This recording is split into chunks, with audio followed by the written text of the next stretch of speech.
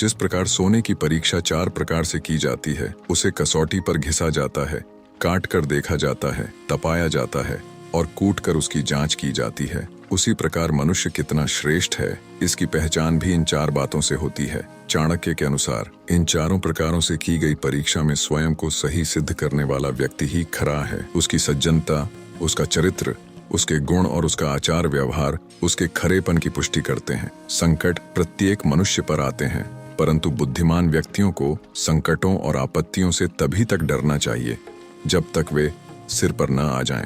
संकट और दुख आने पर तो व्यक्ति को अपनी पूरी शक्ति से उन्हें दूर करने का प्रयत्न करना चाहिए। एक ही माता के पेट और एक ही नक्षत्र में उत्पन्न हुए बालक गुण, कर्म और स्वभाव में एक समान नहीं होते। जैसे बेर वृक्ष के सभी फल और उनके कांटे एक जैसे नहीं होते, उनमें अंतर होता है। चाणक्य ने बेर और कांटों की उपमा एक विशेष विचार से दी है। एक ही बेर के वृक्ष पर लगे हुए सभी फल मीठे नहीं होते।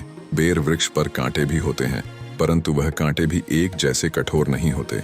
इसी प्रकार यह आवश्यक नहीं कि एक ही माता पिता के और एक ही नक्षत्र में पैदा होने वाले बच्चों के गुण, कर्म और स्वभाव एक जैसे हों। उनका भाग्य तथा उनकी रुचियां एक जैसी नहीं होती। माता पिता के एक होने पर भी प्रारब्ध और परिस्थितियों का अंतर तो होता ही है। कोई भी अधिकारी लोभ रहित नहीं होता। श्रृंगार प्रेमी में काम वासना की अधिकता होती ही है। जो व्यक्ति चतुर नहीं है वह मधुरभाषी भी नहीं हो सकता तथा साफ बात कहने वाला व्यक्ति कभी भी धोखेबाज नहीं होता। प्रायः देखा जाता है कि जिस व्यक्ति में बड़ा बनने की लालसा होती है वही अधिकार प्राप्त करना चाहता है। जो अपने शरीर को अच्छे वस्त्रों और खुशबू आदि से सजाता है उसमें काम वासना की अधिकता होती है। मूर्ख और फूहड़ व्यक्ति मधुरभाषी नहीं होता। जो व्यक्ति साफ बात कहता है अर्थात स्पष्ट वक्ता होता है वह किसी को धोखा नहीं देता। निर्दोष ही सच बोल सकता है। मूर्ख विद्वानों से वैर भाव रखते हैं। दरिद्र और निर्धन धनवानों को अपना शत्रु समझते हैं। वेश्याएं कुलीन स्त्रियों से द्वेष भाव रखती हैं और विधवा स्त्रियां सुहागिनों को अपना शत्रु मानती हैं। ये संसार का नियम है कि विपरीत स्थिति वाले लोग एक दूसरे को अपना शत्रु समझते हैं। चाहिए तो यह कि मूर्ख पंडितों का आदर करें जिससे उन्हें भी कुछ लाभ हो, परंतु वह उनका सम्मान करने के बजाय उनसे दुश्मनी रखते हैं।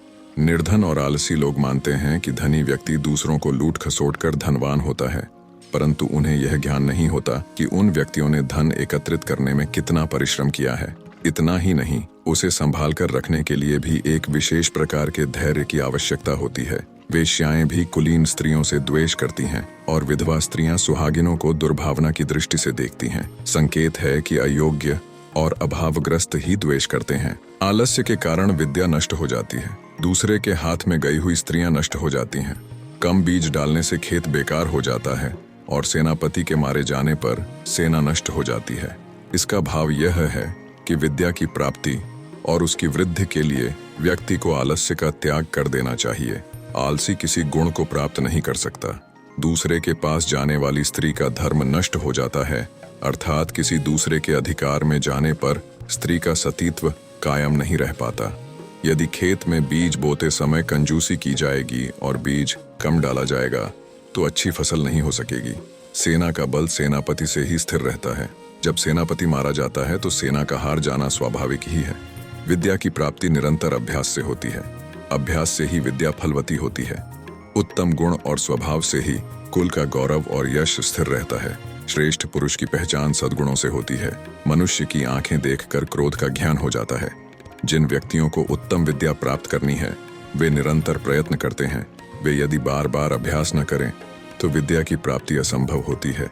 किसी कुल का स्थिर होना, उसका यश फैलना, उसका प्रसिद्ध होना, गौरव की दृष्टि से देखा जाना आदि उसके उत्तम गुण, कर्म और स्वभाव के कारण ही होता है। यदि गुण, कर्म और स्वभाव श्रेष्ठ नहीं होंगे तो कुल का गौरव नहीं बढ़ सकता। इसी प्रकार श्रेष्ठ व्यक्ति की पहचान उसके अच्छे गुणों के कारण होती है। किसी व्यक्ति के क्रोधित होने का ज्ञान उसकी आंखें देखकर हो जाता है, क्योंकि क्रोध के कारण व्यक्ति की आंखें लाल हो जाती हैं।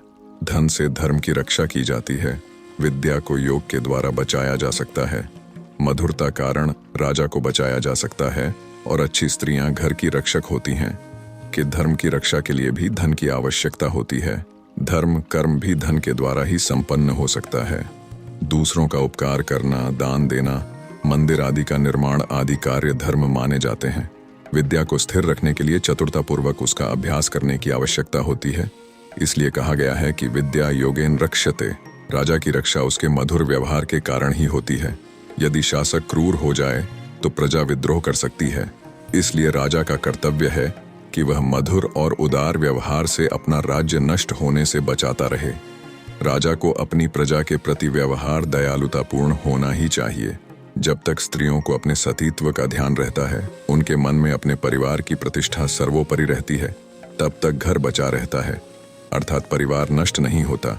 परंतु जब वे अपने शील और सतीत्व का परित्याग कर देती हैं, तो वह घर नष्ट होता है। विद्वान व्यक्ति के पांडित्य की निंदा करने वाले, शास्त्रों द्वारा कहे गए श्रेष्ठ आचरण को व्यर्थ बताने वाले, धीर, गंभीर और शांत रहने वाले व्यक्ति को ढोंगी और पाखंडी बताने वाले लोग हमेशा दुख उठाते हैं।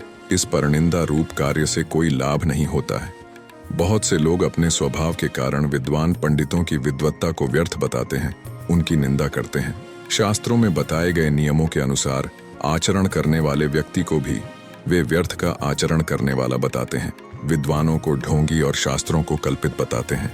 ऐसा करते हुए वे विद्वानों या शास्त्रों की सार्थकता को तो नकार नहीं पाते, अपितु लाभ से वंचित हो जाते हैं जो उन्हें मिल सकता था। शांत और चुपचाप रहने वाले की चुप्पी को मूर्खा की भाषा में कमजोरी ही माना जाता है। विद्वान, श्रेष्ठ आचरण करने वाले, धीर, गंभीर और शुद्ध व्यक्ति का निंदा से कुछ भी नहीं बिगड़ता। हाँ, निंदक सदैव दुखी रहते हैं। यदि कोई नदी का जल नहीं पीता तो उससे नदी का क्या घटता है। दान देने से दरिद्रता नष्ट होती है, अच्छे आचरण से कष्ट दूर होते हैं, मनुष्य की दुर्गति समाप्त होती है, बुद्धि से अज्ञान नष्ट होता है अर्थात मूर्खता नष्ट होती है, और ईश्वर की भक्ति से भय दूर होता है। आचार्य चाणक्य कहते हैं कि दान देने से दरिद्रता नष्ट होती है। अनेक शास्त्रों और संतों ने भी कहा है कि दान दिए धन न घटे। यदि मन के साथ इसे जोड़ा जाए तो यह कथन और भी स्पष्ट हो जाता है, क्योंकि धनी भी मन से दरिद्र हो सकता है और निर्धन भी श्रीमान। व्यक्ति अच्छे गुणों, नम्र व्यवहार और सुशीलता के कारण अपने कष्ट दूर करता है, क्योंकि सभी व्यक्ति सद्गुणी और सुशील व्यक्ति को आगे बढ़ाने की इच्छा रखते हैं। प्रभु सबकी सहायता करने वाला है। जो व्यक्ति नित्य नियम से ईश्वर की प्रार्थना करते हैं, वे सदैव दुर्गुणों से बचे रहते हैं। उन्हें न तो किसी व्यक्ति से डरने की आवश्यकता होती है और न ही वे संकटों के आने पर भयभीत होते हैं। काम वासना के समान कोई रोग नहीं, मोह से बड़ा कोई शत्रु नहीं, क्रोध जैसी कोई आग नहीं और ज्ञान से बढ़कर इस संसार में सुख देने वाली कोई वस्तु नहीं। अधिक काम वासना में लिप्त रहने वाला व्यक्ति शक्तिहीन होकर अनेक रोगों का शिकार हो जाता है। वह काम वासना की पूर्ति के लिए रोगी से संबंध बनाकर किसी रोग की गिरफ्त में भी आ सकता है। व्यक्ति का क्रोध उसके लिए आग का काम करता है, उसका अपना क्रोध उसे जला डालता है। ज्ञान से बढ़कर संसार में सुख देने वाली कोई भी वस्तु नहीं है। जो व्यक्ति बुद्धि और विवेक से कार्य करता है वह सदा सुखी रहता है। मोह को सबसे बड़ा शत्रु बताया गया है। मोह का अर्थ है मूर्छा अर्थात अविवेक। यह बुद्धि को नष्ट कर देता है। जिस प्रकार मनुष्य अकेला ही जन्म लेता है, उसी प्रकार अकेले ही उसे पाप और पुण्य का फल भी भोगना पड़ता है। अकेले ही अनेक प्रकार के कष्ट भोगने पड़ते हैं, अर्थात अकेले ही उसे नरक का दुख उठाना पड़ता है और अकेला ही वह मोक्ष को प्राप्त होता है। मनुष्य के जन्म और मृत्यु के चक्र में उसका कोई साथ नहीं देता। वह जब जन्म लेता है तब भी अकेला होता है, जब उसकी मृत्यु होती है तब भी वह अकेला होता है। अतः बार बार जन्म लेने और मरने के चक्र में मनुष्य को अकेले ही भागीदारी करनी होती है। चाणक्य ने मनुष्य के अकेले ही नरक में जाने की बात कही है। नरक और कुछ नहीं है, मनुष्य द्वारा भोगे जाने वाले कष्टों का ही नाम है। व्यक्ति अकेला ही इस कष्ट को भोगने के लिए मजबूर होता है। उसके कष्ट में सहानुभूति तो जताई जा सकती है, परंतु उसका कष्ट बांटा नहीं जा सकता। यदि वह अच्छे कार्य करता है तो इसी जन्म में जीवन मुक्त की स्थिति को प्राप्त कर लेता है। आचार्य चाणक्य ने यहाँ संकेत दिया है कि सब अकेले ही करना है, इसलिए उत्तरदायित्व को निभाने के लिए हमेशा तैयार रहना चाहिए। दूसरों की ओर क्यों देखना, दूसरों का सहारा लेने की आदत से मुक्त हों, यही श्रेयस्कर है। जिसे ब्रह्म ज्ञान है उसके लिए स्वर्ग तिनके के समान अर्थात तुच्छ है। शूरवीर के लिए जीवन तिनके के समान होता है। जितेंद्रिय अर्थात संयमी व्यक्ति के लिए स्त्री भोग पदार्थ तिनके के समान होती है और इच्छा रहित मनुष्यों के लिए सारा संसार ही तिनके के समान है। जिसे ब्रह्म ज्ञान है उसके लिए स्वर्ग का कोई महत्व नहीं, क्योंकि वह जानता है कि स्वर्ग के सुख भी क्षणिक हैं। शूरवीर व्यक्ति जीवन की बलि देने से नहीं डरता। उसके लिए अपना जीवन एक तिनके के समान है। उसे अपने जीवन में किसी से भय नहीं होता। जिस व्यक्ति ने इंद्रियों को अपने वश में किया है, उसे नारी अपने वश में नहीं कर सकती। यहाँ नारी शब्द का अर्थ है सभी भोग पदार्थ। नारी तो उसका प्रतीक मात्र है। इसी प्रकार इच्छा रहित व्यक्ति के लिए सारा संसार तिनके के समान होता है, क्योंकि उसकी किसी वस्तु में आसक्ति नहीं होती। आसक्ति ही व्यक्ति या वस्तु को मूल्य प्रदान करती है। विदेश में विद्या ही मनुष्य की सच्ची मित्र होती है। घर में अच्छे स्वभाव वाली और गुणवती पत्नी ही मनुष्य की सबसे अच्छी मित्र होती है। रोगी व्यक्ति की मित्र दवाई है, और जो मनुष्य मर चुका है उसका धर्म कर्म ही उसका मित्र होता है। मित्र की परिभाषा करते हुए कहा गया है, जो सदैव अपने मित्र का हित चिंतन करे तथा विपत्ति में साथ न छोड़े, वही सच्चा मित्र होता है। इस संदर्भ में विद्या, गुणी पत्नी, औषधि और धर्म को देखने की आवश्यकता है। ये चारों मित्र की तरह हित करते हैं। धर्म की श्रेष्ठता की ओर भी आचार्य ने संकेत किया है, क्योंकि जब सब साथ छोड़ जाते हैं उस समय धर्म ही मृतात्मा को सद्गति देता है, उसके मोक्ष का कारण बनता है। समुद्र में बारिश होना, भोजन से तृप्त हुए मनुष्य को फिर से भोजन कराना, धनी लोगों को दान देना और दिन में दीपक जलाना आदि बातें व्यर्थ और निरर्थक होती हैं।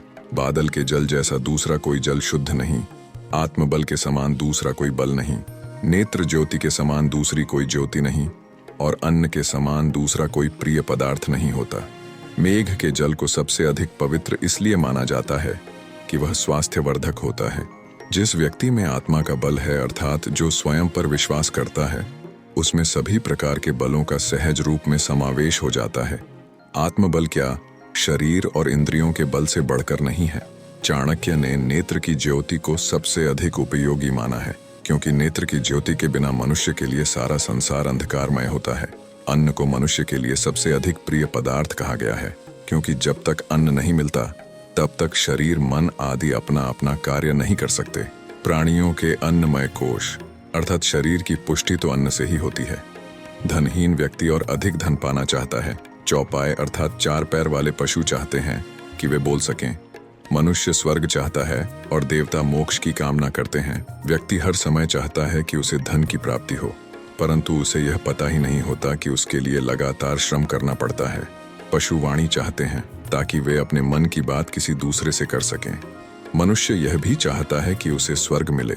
देवता और विद्वान व्यक्ति इस जीवन से मुक्त होने की कामना करते, इसलिए वह जीवन में ऐसे कार्य करते हैं जिनसे जीवन मरण के बंधन से मुक्त होकर मोक्ष की प्राप्ति होती है। प्राणी मात्र का यह स्वभाव है कि जिसके पास जो नहीं है वह उसकी कामना करता है। सत्य के कारण पृथ्वी स्थिर है। सूर्य भी सत्य के बल से प्रकाश देता है। सत्य से ही वायु बहती है। सब सत्य में ही स्थिर है। सत्य का आधार ब्रह्म है।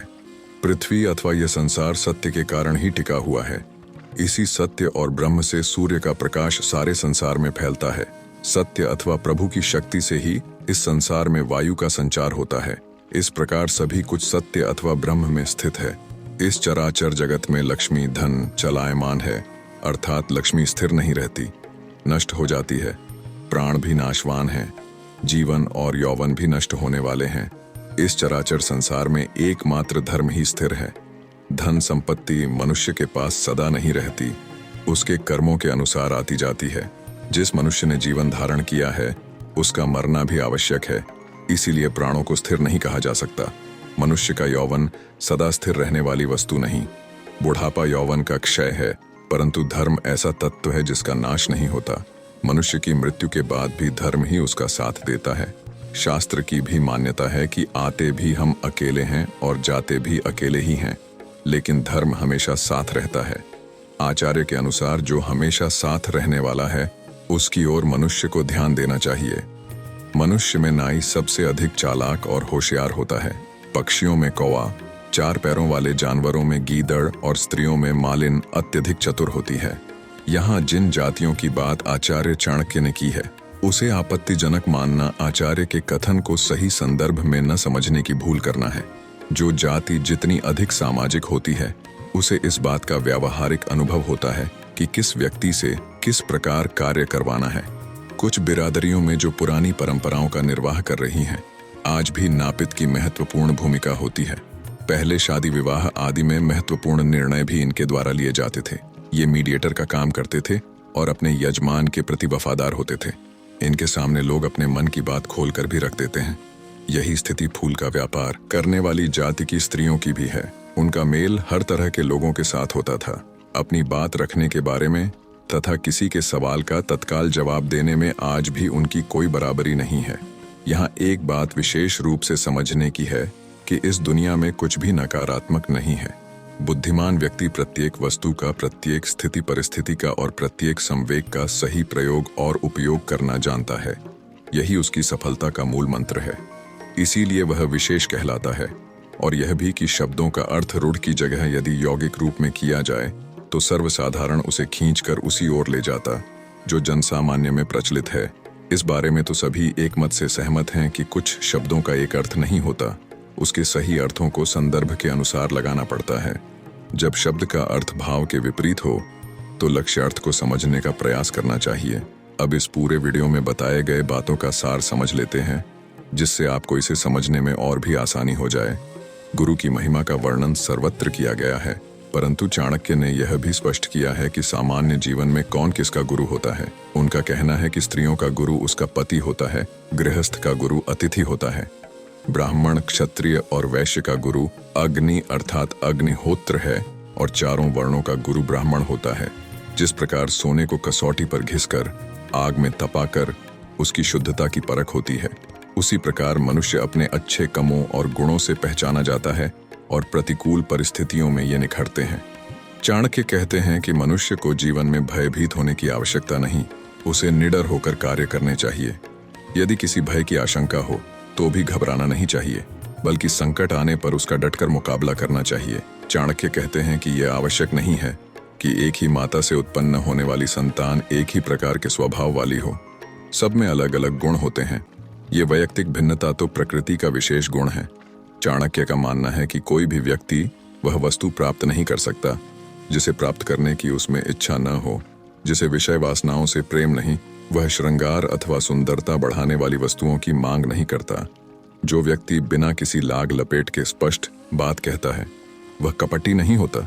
विद्या अभ्यास से प्राप्त होती है और आलस्य से नष्ट हो जाती है।